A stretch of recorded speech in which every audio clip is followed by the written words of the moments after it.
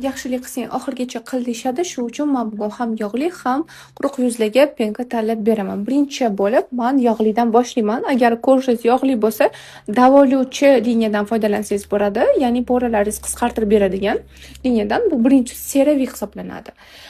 Agarda sizda o'z yog'li yuzda ko'pincha aknelar bezovta qiladi va qora nuqtalar bezovta qiladi. Agar shunaqa bo'lsa, unda imенно Blemish Control Cleanserdan foydalansanglar bo'ladi va yoki bo'lmasam kuchli aknelar, ya'ni katta aknelar bo'lsa, akne control cleanserdan foydalansanglar bo'ladi. Agar terilarni baryeri уже buzilib bo'lgan bo'lsa, bundan foydalansanglar bo'ladi. Yog'li yuzlar men sizlarga Biodermani mana bu gelini ham tavsiya qilgan bo'lardim. Bu ham pora toraytiradi, hamda yog'lanishni kamaytiradi. Aloe vera ham yog'li, ham quruqqa tushib beradi.